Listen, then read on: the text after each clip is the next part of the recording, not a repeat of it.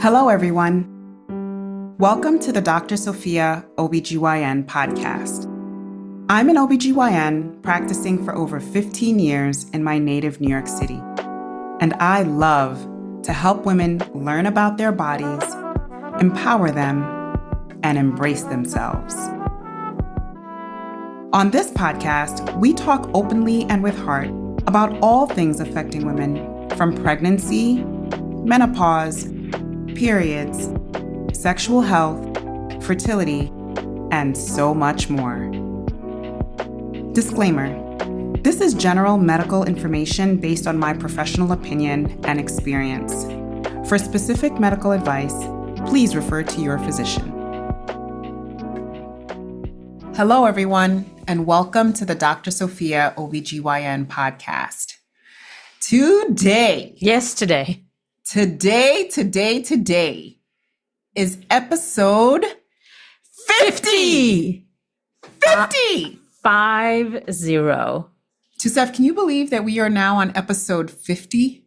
No, a 50 feels so big and substantial. Like we've arrived at a cornerstone of our evolution as a podcast. For sure. I mean, it feels great. I feel like I can't even believe we got here because it was like this. It feels like it went so fast. We've been doing this for 2 years and change. And it's great. It's great to be here. It is great to be here. It feels good. And it feels like we have so much more to say. And this is something we don't talk about all the time, but we want to thank the people also that are behind the scenes that help to make this happen. So thank you so much to Zach, who is our amazing audio engineer that makes us sound so professional and luxurious. Yes. And thank you so much to Elizabeth, who is our video editor and social media manager. Without both of you, we wouldn't be able to do this the way we do it. So a big thank you. Big thank you, Zach and Elizabeth. Yes. And thank you to all of you, our listeners, the people who have decided to be a part of the Dr. Sophia ObGyn community, who listen to us every other week as we share our experiences, our knowledge, our questions, our interviews, and just kind of what's on our minds in terms of bringing you what we know from my perspective as an ObGyn on women's healthcare, just trying to get as much quality information out. So thank you to our community, to our listeners. Absolutely. 50! 50. All right, that deserves a round of applause. All right, we can pat a little bit on our backs. Yes. Well, so in light of our 50th episode, we would like to talk about what it means to be at 50. And the 50s. And the 50s, as the concept. Yes, as a woman. So 50th episode, women in their 50s. We just thought it had a good ring to it. And just to have an episode dedicated to this lovely group of women. Definitely. Especially because I'm 2 years away from 50. It's a little hard to believe, but then at the same time, I'm like, yeah, I've done quite a bit. You know? Yeah, because you don't look in your 40s, babe. You do not. Thank you. I'll take it. People are like, what? She's 2 years away from 50? Did I hear that right? I really am. Everybody, I really am. I'm 2 years away from 50. And there's all this different level of emotions that kind of comes with that, because it's like, well, what have I done? And more so, what's to come? What does it mean to get to 50? Do you feel it like a milestone or something that signifies what you've achieved? Yes. I think it gives me permission to some extent. Mm-hmm. I am a mother of 2 grown children. And so I'm like, maybe when I get to 50, I'll feel like I could become a grandmother. But not before. Not before. No. Not before. I don't know why. I don't know why. And it's really kind of selfish of me considering that I made my mother a grandmother in her 40s. However, yeah, no, Max and Tyler, this is not giving you any kind of license or anything like that. I'm just saying. This is just her feelings. These are just my feelings. That's all. We're just feeling it through. Yeah. But it gives me the sense of, okay, once I get to 50, it's going to feel like I've arrived. And so it's like, hurry up and do so that when you get to 50, you feel like you've done it. So when you say hurry up, is it like, oh, I have so much stuff to do, but I only have 2 years left to do it? There's a definite feeling of that. Of urgency? I have a sense of urgency right now that kind of is like, girl, what are you doing with your life? Come on, like. Well, you're doing the Dr. Sophia ObGyn podcast.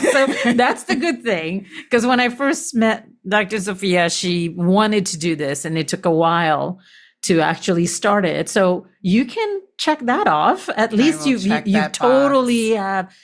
I mean, we're talking about the 50th episode. So you've literally been able to take it and like run with it. Okay, fine. I will take it. I will take that as a win for sure, because like I said, there's a sense of, okay, I'm going to be 50. What have I offered the world? What have I done for my family? Like, how have I poured into my sons?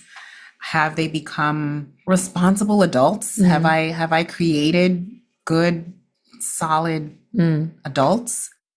As far as my work, like my patients, am I still showing up, the best and not taking things for granted. And definitely not taking things for granted. And I feel like in this phase, like I'm ready to learn more. I feel ready to do more. This feeling reminds me of maybe when I was like 25. When you were getting ready for med school. Newness? Yeah. Yeah, I had started med school, and that's what this feels like. I feel like a new beginning, is coming, and I have to prepare for it. And the new beginning is turning 50. Turning 50. Okay. Well, I think the beginning can start a little bit with the pace we're going. It might happen before 50, but yes, that is the directionality. When I think about like what's going on with me, the concept of just newness and just like when I get to 50, what is that going to mean for me? But are you feeling any apprehension or feeling that feels old, or do you have any connotation around that? The difference for me, though, right now is that I look back when I thought about people who were 50, I did think they were old back in the day, for sure. I think I thought my mom was old when she was 50. And for me right now, knowing that 50 is coming, under no circumstance do I feel old. So it's so weird. So it's like, so how did they feel back then? I don't know. But for me right now, I still feel 30. You know what I'm saying? Like I still feel like I just started. So I guess that's part of the reason why it's giving me this sensation of this kind of like a rebirth or like a coming into myself. And I need to kind of get there. I need to do so much. There's a sense of urgency of wanting to do. So then when you arrive at 50, I feel you like, fully arrived and done what you needed to do. Yeah. I don't know. It's weird. I don't know. Any 50-year-olds feeling like this? Well, I'm 53, and I would say I always wanted, well, for the better part of my life, and especially in my 40s, I always wanted to have an understanding of being in alignment. That was my biggest thing. Like, how do I align who I am? And because of that, I had to understand, to figure out who I really am versus how I've been conditioned to be, which is a whole process, and to learn about myself and know myself so that I can line up with how I show up in the world and the actions that I take in the world. And when I was in my 40s, I'm like, I better get my shit together because 50 is coming and I got to figure it out. And eventually around 46, 47, I figured out my alignment. And it's not like I was a completely lost soul before, but there's a knowing that happens. If some of you know what I mean, you'll understand there's a point where you just stop asking yourself questions and things just like make sense and you don't have to question things anymore. And for me, that was about going into branding, but from a perspective of really elevating human nature and growth with positive change and positive impact and try to figure all that out.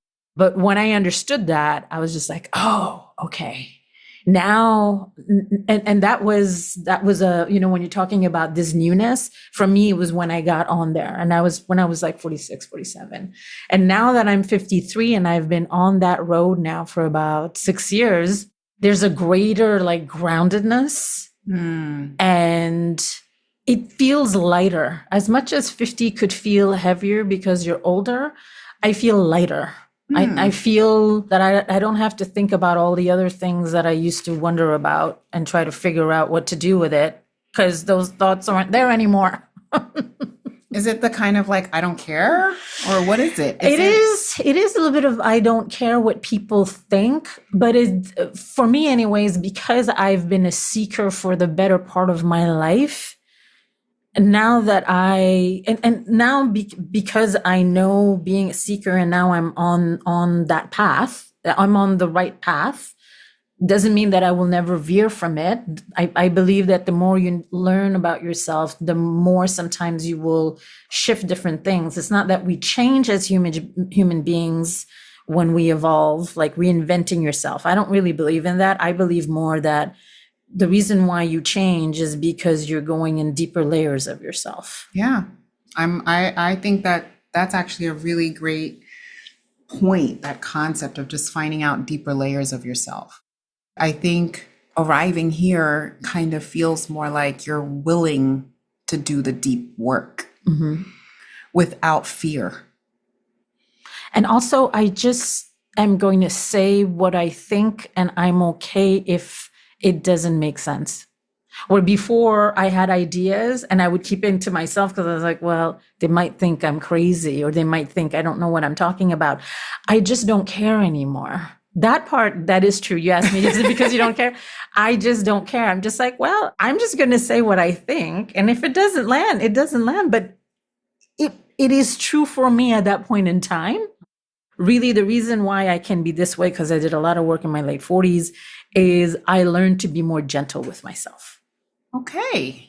That's where all of this is coming from. I had to learn to just say, if I'm not getting it right, it's okay. Why am I supposed to get everything right? Why do we put that on our shoulders? Who said that? And so I'm allowed to make mistakes. And then I'll say, okay, I made a mistake. And I don't like making mistakes. I don't know who likes to, especially like, people who like to just do a lot of things and learn a lot of things and move forward like I am. But we also have to say I'm human. And so that was my whole journey of loving myself. Loving myself for me means that you can allow yourself to have a mistake and to be gentle. It's, for me, loving myself is about gentleness. That is my definition that I've learned to understand about myself. And you feel that arriving now, you're 53, you've gotten that mastered. I notice when I am not being kind to myself. And because I am aware of it, I can do something about it. In my 40s, I didn't even know. I was swimming in it all the time. And so I couldn't even understand. I couldn't fix it because I couldn't locate it because that was part of my default way of being. So you can't, it's like a fish being in a bowl of water. It was so around me that I couldn't see it. And then finally I started to observe it and I practiced that more and more. And whenever I would say, oh, I'm being so like hard on myself. Okay. Thank you, brain, for bringing that up. But you know what? I'm just going to put you aside. Because the last thing you want to do also is say, oh, God damn it, here I go again. Because that's self-loathing. You're beating yourself again by realizing you didn't do the right thing. So you're just replacing one self-loathing thing with another.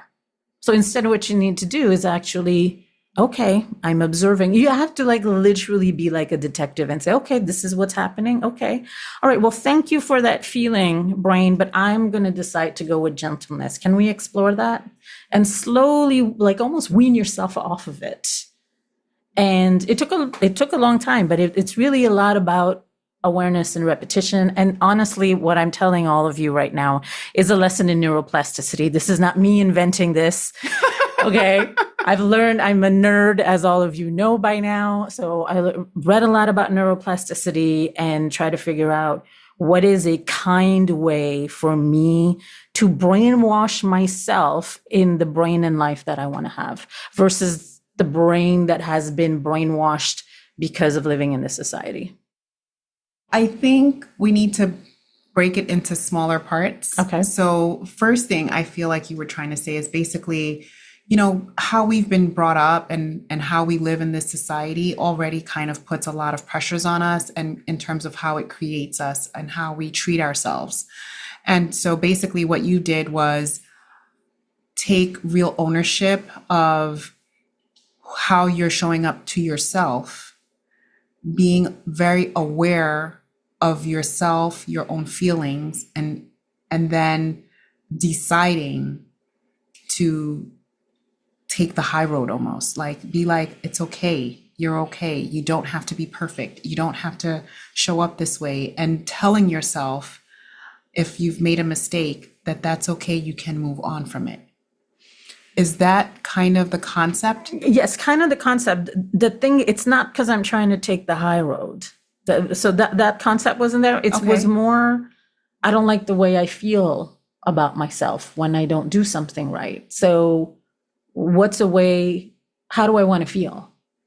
And I think about my niece. I thought about my niece. At that point, she was probably maybe, I think 7 or 8. And I said to myself, the way that I talk to myself, if I don't do something right, or if I mess up, or if I, said I was going to like work out every week and I'm not doing it, and I say to myself, well, you can't do anything, blah, blah. I don't do that anymore, by the way, but I used to. I said to myself, I would never say something like that to my niece, no matter how many times she messes up. You're going to tell her, oh, okay, try again. It's okay. It's okay. You can try again. Exactly. Let's do this together, or let's, or try it. Yeah. The bottom line is try again. And it's coming from a place of love. Exactly. That is what love means, right? I love my niece. And so I never want her to feel bad about herself. I understand that she's trying. But then I said, why can't I do that for myself? So that's where the notion of loving myself came from. It was really as an observation of how I treat other people that I love. Because people say, oh, I love, what does it mean to love yourself? It means something very similar to how you love somebody else. But then how do you then put that on you? And you have to give yourself permission to do that, because a lot of us, we don't think of ourselves. We just think about others, especially women, right? That's so true. And so it really, you really have to start thinking differently. And what I realized is by loving myself, or what I call being more gentle with myself, I'm actually even more gentler with other people now, because that's just part of my energy. It doesn't mean that I'm just like la-di-da and I'm just like whatevs. I don't, I just like go along with whatever. No, I'm not that. I'm still like, okay, this is the things I need to do, and da-da-da-da. But I'll give you an example. Instead of calling it discipline, I call it devotion. That's the gentleness, right? Discipline is hard, okay? But when you're devoted to something, you can have the same amount of focus, intentionality, and doing, but it comes from a different place. So I'm still extremely driven, ambitious, but it comes slightly from a different place. I like that you put the word devotion in there. That's pretty awesome. Because I think you're right. The things that we're devoted to, we feel more of a connection with, and therefore it creates its own sense of motivation without it feeling like just an act of responsibility. It definitely gives a connotation of something that comes from a deeper, loving, more intentional place than just the concept of discipline or responsibility. Though discipline should not mean something bad. No. And it doesn't, but the way we use it for sure in society, it's like someone who lacks discipline, it's as if they have no willpower. It's apparent that they may have, like, we consider it as issues, right? Mm-hmm. Whereas if you are able to change the mindset and shift from discipline to devotion, where you are judging yourself, I can see how it could potentially be a lot more of a motivator, Mm-hmm. but also I definitely understand the gentleness of that. Either it's a devotion towards yourself, either it's a devotion towards your craft, either it's a devotion to your spiritual being, however you want to do it. But there is a deeper, more humanistic aspect that's connected to that. And it just feels a little bit less hard versus the gentleness, right? Well, I just feel like it takes away a certain amount of judgment. I feel like the word discipline, because the opposite of discipline is perhaps lack of discipline or no discipline. Many reasons or many things can cause that, but it automatically comes from a place of judgment. Whereas when you change it and put in the word devotion, it totally gave me a different feeling. Feeling, I think that's the key right there, right? There's a sensation, you feel involved in it, versus a discipline can feel something that's separate. But devotion is something that also you've decided. It's like you've decided to embody. Do you think that approach to your 50s or being in your 50s is what has caused you to have that shift? It has helped. I had to do a lot of changes, and one of them had to do with the gentleness. And so when I say devotion, also, I do not mean that now because just it is devotion that now I'm doing 100% of the time, right? It just means that my association to what is really important in my life comes from a meaningful place. And I can still screw that up, okay? Like, it doesn't mean now, okay, instead of discipline is devotion, so I do it 100% of the time. No, it means that I'm allowed to mess up. I can still do about 80 to 90%. And when I don't do the other stuff, I say, all right, I probably should have done it, but it's okay. All right, tomorrow's another day, and we're going to get back on the horse, and it's okay. Because that's what I would say to my niece. So that's sort of like my touchstone all the time. But I think the most critical thing in all of this for it to work is for you to become aware of your thoughts. And that is actually the most difficult part. Because if you don't know, if you're used to talking to yourself in a certain way, you have to observe it in order to even make a change. And again, I'm going back to neuroplasticity, but it's basically the way that your neurons are firing together all the time, and they just form the pathways over the course of time that becomes your default. So you're not even thinking, and they're firing the same way over and over and over again. So it's like our brain wiring. Yes, correct. It's like our brain wiring. And so you've rewired. I have rewired my brain. That is correct. Okay. Like if I had a whiteboard right now, I would show you the whole thing. Because I have an exercise. I don't know if we've talked about it, but I teach at NYU at university, personal purpose and personal branding. And so I teach about neuroplasticity, and I teach the students, like, with the whiteboard and all that stuff, of how do you change from like one way of thinking, of wiring, to another. And it really comes down to attention and repetition. Well, I'm thinking about my attention and repetition of where I want to be at 50. That's the bottom line. But do you know what that is? I mean, it's just a concept right now. I'm really thinking about it. I'm thinking about what's important to me. I'm thinking about what does the future hold for me, and how do I land there? How do I get there? I didn't think about it in terms of my self-talk or my thoughts in that sense.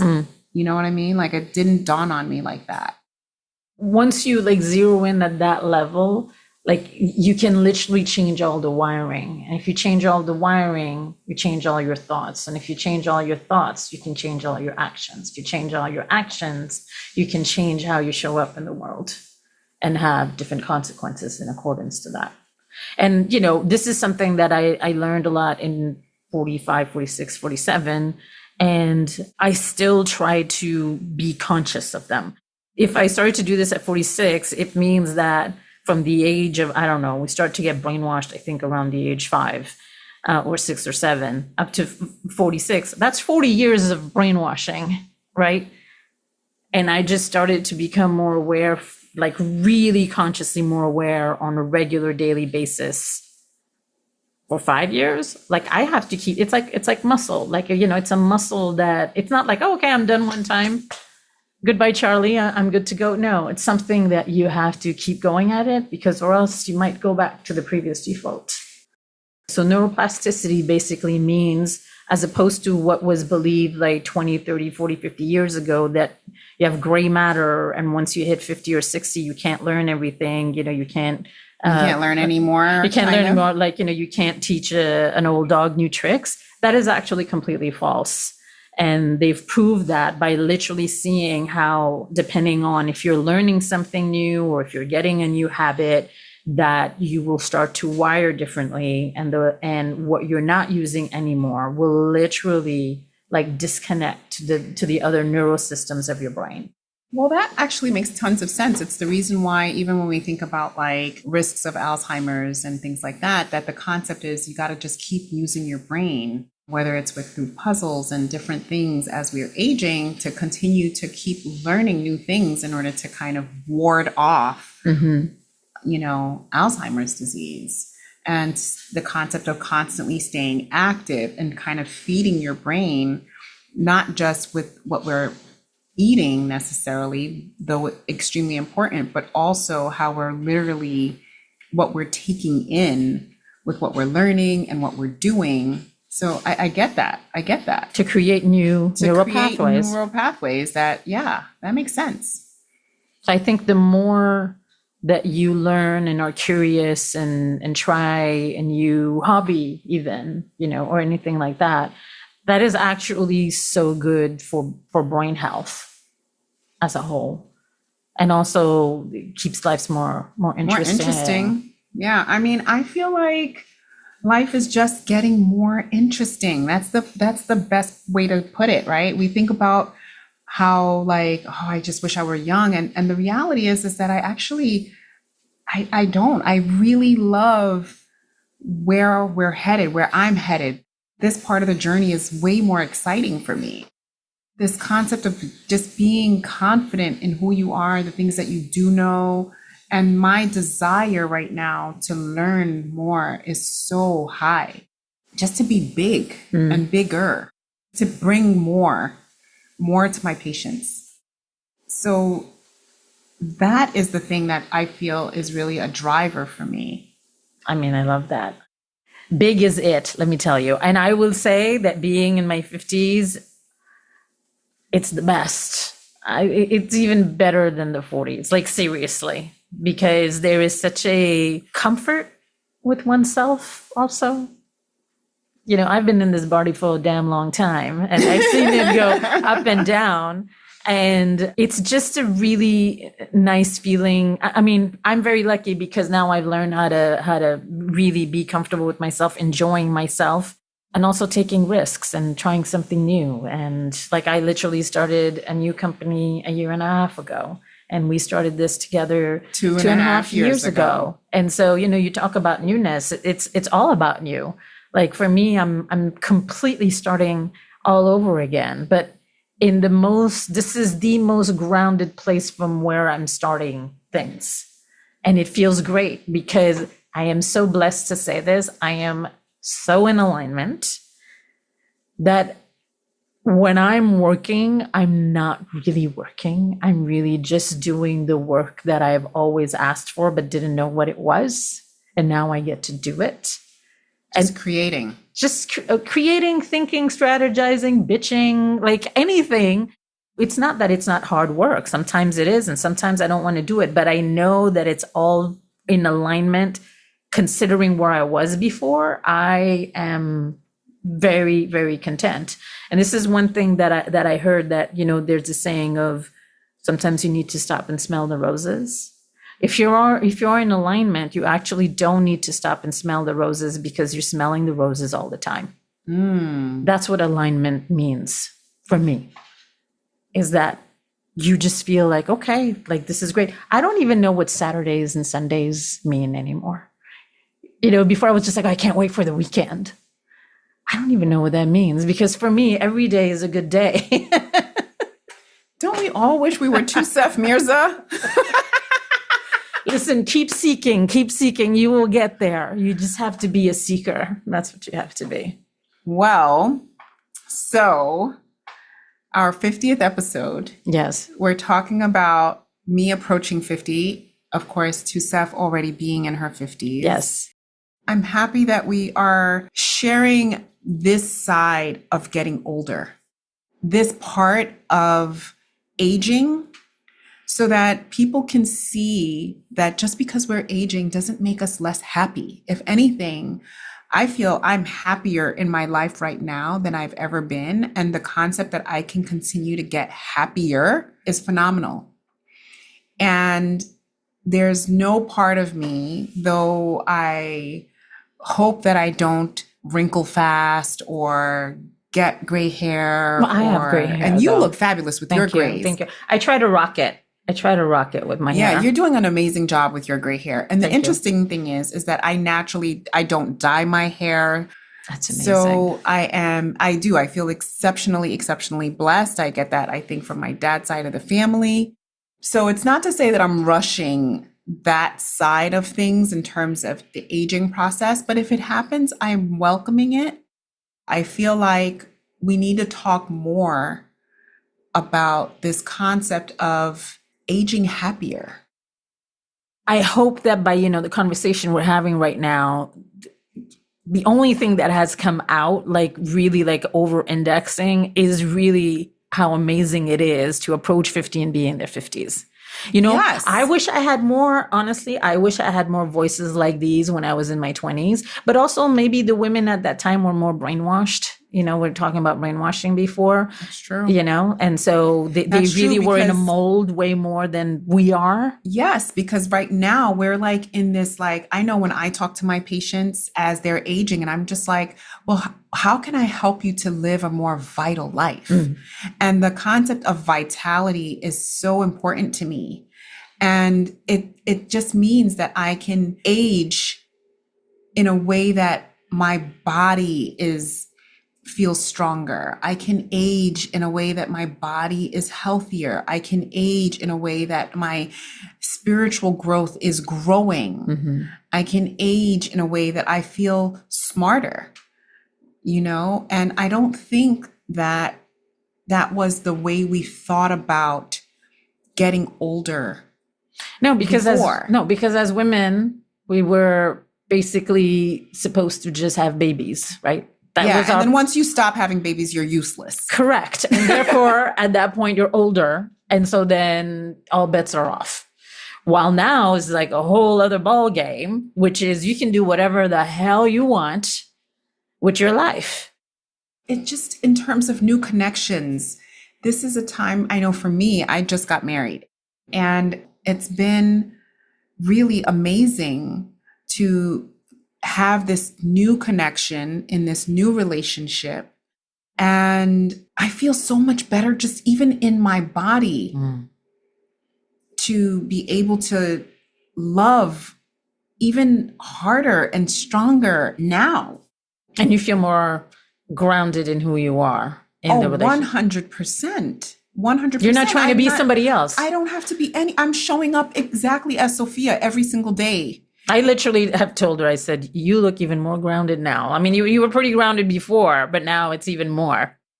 I don't know if it's just because now it's the reflection of the love that I have that I'm able to really share with my husband now. It's like, I definitely feel there is more to life. There's more we need to experience. And so that's what I'm really looking forward to. And so I don't have this fear or this idea of, oh, I'm getting old. I'm going to be, my body's getting weaker. I'm getting weaker. I'm not going to be able to go outside. I'm not going to be able to travel. I'm not going to be able to make new friends. I'm not going to be able to learn new things. It's quite the contrary. I feel so emboldened with all this new energy. So that's what getting towards 50 is actually doing for me. It is an opportunity to just pour in. It's not at all to take away from me. Instead, it builds me up. It gives me a new energy that I get to then pour in. And I think that's just such a beautiful thing. I am blessed to say that I have women in my family. I have right now an aunt, 102. She is 102 years old. That's like 50 times 2. Yeah, that's so true. And the woman still will pick up the phone and call you and tell you about your business. And she still cooks for herself. That's amazing. And she actually lives alone. She has an aide, but she takes care of herself. Mm-hmm. And she has all of her faculties. She doesn't forget anything. And I am now looking at her and looking at what longevity really is in such a different way. Mm. In such a different way, because she's not ill. Yeah, she's got a little touch of blood pressure. She doesn't hear as well. You got to talk a little louder. But that's it. Mm-hmm. And I remember for her 100th birthday, she was on the dance floor. People were taking turns to dance with her. And remembering that right now, it's just life is for living. And so we can't wallow in this, we're getting old, oh my God, what are we going to do? We're going to just, kind of shrivel up, but instead rebloom, A new beginning. Yeah. A grounded new beginning. That's what the 50s can be. Oh my gosh, Touseef. Yes, Sophia. How nice it is that A, we have each other, B, that we have each other at this time in our lives. And we get to bring you all right along with us. I don't even know how to close out today's session because it's like I could keep going. But if anything, it's to say thank you, number 50, our 50th episode, for showing us that 50 is like having a new beginning. Thank you so much for listening to the Dr. Sophia ObGyn Podcast. Always, always, always embrace your body. Embrace yourself. Agelessly. Goodbye for now. Bye.